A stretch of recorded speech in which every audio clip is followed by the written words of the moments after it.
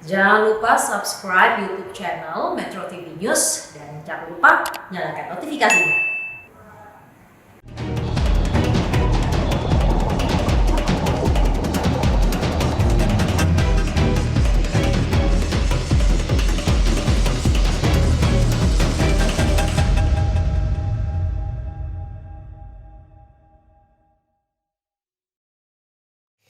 Ya, apa yang kemudian akan dilakukan oleh teman-teman di KNKT usai ditemukannya FDR, tapi masih menyisakan satu lagi bagian dari black box, yaitu CVR yang masih belum diangkat ke permukaan.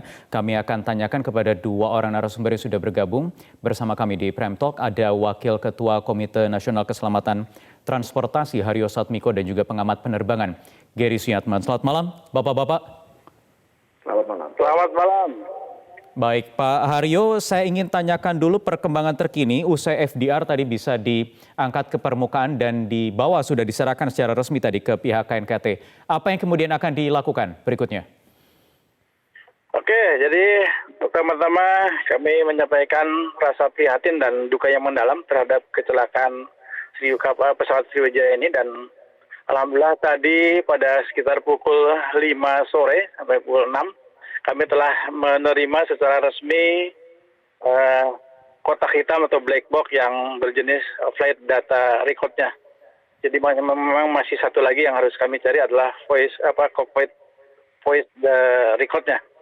Jadi sudah sekitar pukul 18.30 sudah sampai di ruang KNKT kotak hitam tersebut, dan langkah selanjutnya yang kami lakukan adalah pertama, memang malam ini akan kami sawat dulu. Nah, besok pagi kami akan melakukan pengeringan.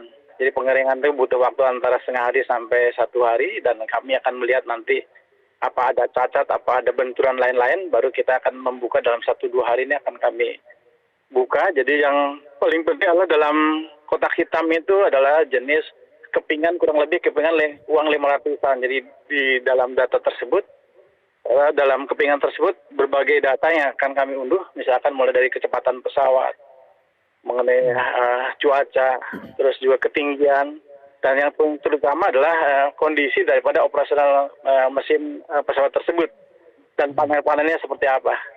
Itu yang mungkin yang dapat kami informasikan.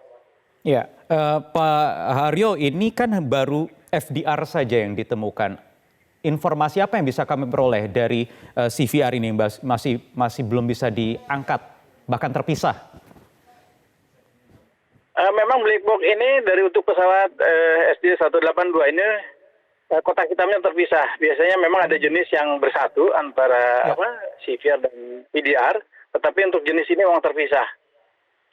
Tadi juga disampaikan oleh Panglima bahwa ULB atau beacon-nya dua-duanya sudah ketemu, tapi memang ini ada kesulitan bagi kami bahwa karena ULB-nya yang nanti ping locator yang bisa bunyi ini sudah hilang. Jadi memang kendala untuk pencarian cockpit voice ini agak spesifik gitu, karena sudah terpisahnya antara ULB dengan kotak hitam khusus untuk cockpit voice ini. Demikian.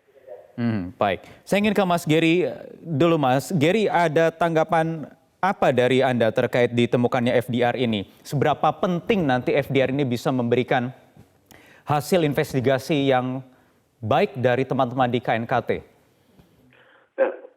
Selamat malam. Ya, FDR itu penting sekali. Dalam arti kita bisa membaca apa yang terjadi dalam pesawatnya, variabel-variabel apa dari mesin, sensor-sensor lain,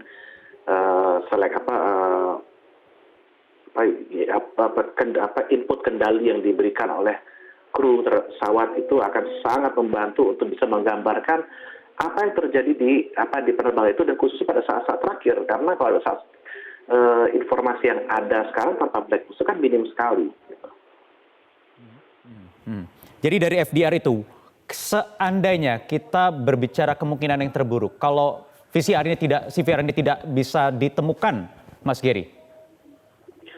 CVR tidak ditemukan bukan berarti investigasi tidak bisa selesai, tetapi tentu akan kekurangan konteks. Ya. Konteks itu yang biasanya didapatkan dari suara-suara, pembicaraan antar kru. Gitu. Karena kalau FDR kita bisa mendeteksi apa yang dipencet, apa yang diseleksi oleh kru. Tapi kenapanya kalau misalnya ada sesuatu yang di luar normal, kenapanya kan kita nggak tahu kalau tanpa mendengar pembicaraan mereka. Komunikasi, termasuk komunikasi juga dengan air traffic controller di situ ya? Ya, ya. Komunikasi antar pilot, komunikasi dengan air traffic control, dan juga komunikasi dengan cabin crew kalau mereka menggunakan intercom itu juga masuk. Oke, baik. Kami akan nanti lanjutkan lagi perbincangan, kita jeda terlebih dahulu Mas Geri, Pak Haryo tetap bersama kami di Prime Talk.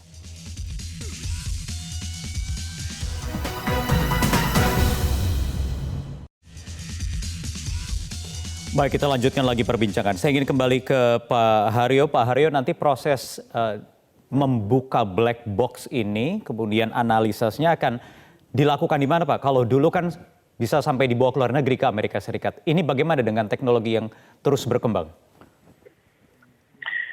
Kami masih berkeyakinan bahwa black box itu dapat kami ungkap, dan kami sudah punya laboratorium tersendiri dan juga ada SDM juga sudah standar internasional kami sudah punya. Jadi kami berkeyakinan bahwa black box ini dapat kami unduh, dapat kami analisa di KNKT sendiri begitu.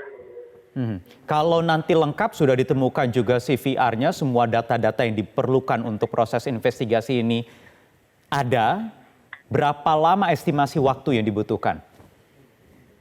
Maksudnya estimasi dalam nanti membongkar sampai selesai proses investigasi dan keluar rekomendasi atau putusan akhir dari KNKT? Gini, kalau aturan yang ada sesuai dengan peraturan pemerintah nomor 62/2013 bahwa kami memang diberikan ruang waktu untuk menyelesaikan laporan itu 1 tahun, itu yang secara aturan. Tapi kami berkeyakinan bahwa mudah-mudahan bahwa penyelesaian dari laporan ini kurang dari 1 tahun. Itu yang bisa kami sampaikan. Ya, Pak Haryo, saya ingin mengutip apa yang disampaikan oleh Pak Suryanto beberapa waktu lalu terkait berbagai kemungkinan. Ini mungkin sedikit informasi yang saya harus konfirmasi. Ada kemungkinan-kemungkinan yang kabarnya pesawat diduga mesinnya ini masih menyala sebelum menyentuh perairan. Ini bagaimana kesimpulan awal ini bisa diperoleh? Jadi begini, kami punya 3 fakta bahwa menyatakan bahwa mesin pesawat itu masih beroperasi. Pertama adalah kami punya data dari air navigasi bahwa dengan dari dari ketinggian 10.900 sampai dengan 250 kaki, pesawat ini masih merekam operasional dari kapal, dari pesawat tersebut. Jadi artinya bahwa adanya perekaman tersebut, adanya mesin masih menyala. Kalau mesin sudah mati berarti tidak akan terjadi rekam data yang ada di dalam pesawat tersebut. Itu yang pertama. Yang kedua adalah Iya, kemudian Pak yang kedua? Yang kedua adalah lihat dari mesin pesawat itu sendiri, kan sudah ditemukan bahwa ada bagian mesin semuanya itu dalam kondisi, kalau kayak jagung tuh bonggolnya tuh jagungnya sudah rontok.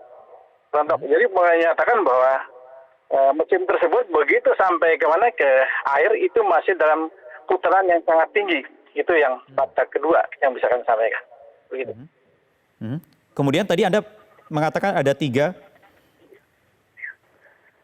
Ada 3 tadi ya. Saya agak ini juga, agak bisa kami sampaikan nanti. Oke, baik. Jadi ada 2 analisis awal itu ya. Mas Geri, tanggapan Anda, Mas Geri? Ya, itu sesuai dengan apa yang kita dapatkan ya. Jadi dari data yang dipancarkan oleh pesawat menggunakan ADSB itu hanya bisa memancarkan kalau sistem kelistrikannya nyala. Nah, sistem kelistrikannya hanya nyala kalau mesinnya masih nyala. Gitu. Jadi itu benar. Jadi kembali lagi banyak yang mengira bahwa investigasi tidak bisa selesai kalau kita nggak punya FDR atau CVR. Sebenarnya masih banyak bisa diinvestigasi, cuman akan jauh lebih lengkap bila mana kita punya FDR dan CVR. Jadi kembali lagi banyak kita bisa baca dari puing-puing, dari data yang ada. Cuman memang FDR ini penting karena kita bisa ibaratnya daripada kita bikin laporan 10 halaman, kita bisa bikin jadi 100 halaman dengan adanya FDR. Misalnya seperti itu. Tanpa mendahului proses investigasi, tanpa menduga-duga, tetapi apa Apa yang kemungkinan terjadi ketika pesawat mesinnya masih beroperasi, masih menyala ketika peristiwa itu terjadi? Banyak gitu. Bisa ada misalnya ini bukannya menyimpulkan ya, tapi salah satunya kemungkinan adalah loss of control, baik itu mungkin ada cable control yang putus atau mungkin ada control surface yang jam, itu bisa. Ya, bisa juga karena crew disorientation, banyak sekali kemungkinannya. Nah, gunanya FDR ini untuk nanti didata, lalu semua teori-teori yang ada itu nanti akan dites satu persatu oleh KNKT. Mana yang masih masuk akal sejauh mana yang gugur di tahap mana. Itu nanti akan dibuat untuk mengerucut ke most probable cause, jadi ke penyebab yang paling memungkinkan. Yang paling memungkinkan ya, most probable cause ya, tidak bisa benar-benar dicari yang paling tepat begitu ya, tapi yang paling mendekati begitu. Yang paling mendekati, karena kalau mau yang paling tepat kita harus ada di situ pada kejadian gitu. Tidak bisa lengkap diketahui dengan itu tadi mensinkronisasi antara FDR kemudian CVR kemudian data-data lainnya termasuk dari air traffic controller.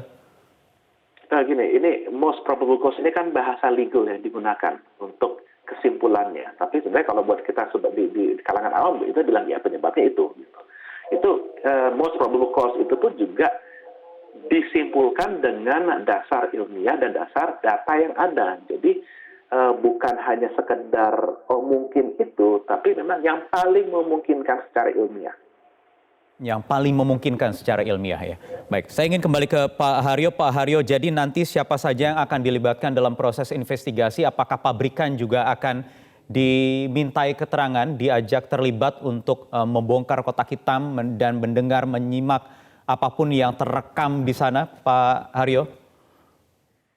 Oke, jadi untuk pembongkaran kotak hitam, kami mandiri KNKT sendiri, tapi dari hasil analisa kami, baru nanti kami konfirmasi dengan pihak-pihak terkait, termasuk kepada pabrikan, begitu. Termasuk pabrikan ya, dari Boeing sendiri, kemudian pasti operator dan juga regulator ya Pak? Betul. Jadi dalam proses pengunduhan, pembacaan ya, kami mandiri, tapi hasil analisa ini akan kami konfirmasi dengan pihak-pihak terkait. Baik, jadi kalau proses membacanya sampai nanti kesimpulan itu sendiri ya KNKT ya Pak ya? Iya, gitu.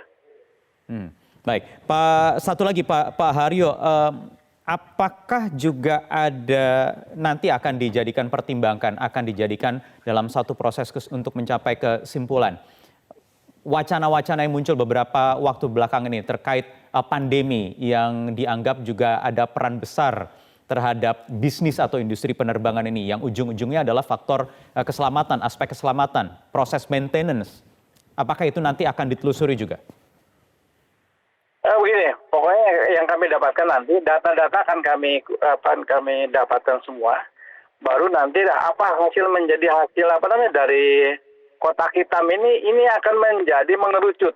Apa yang terjadi di sana baru akan kami sampaikan dengan pihak-pihak terkait. Jadi memang data video ini sangat berguna bagi kami untuk mengerucutkan permasalahan apa yang sebenarnya terjadi dalam pesawat tersebut. Baik Pak Haryo Satmiko, kami akan nantikan terus perkembangan dari teman-teman KNKT dan juga perkembangan dari lapangan dari tim Basarnas gabungan untuk bisa mengangkat CVR ke permukaan. Dan juga Mas Gary Suryatman, terima kasih sudah bergabung bersama kami di Prime Talk.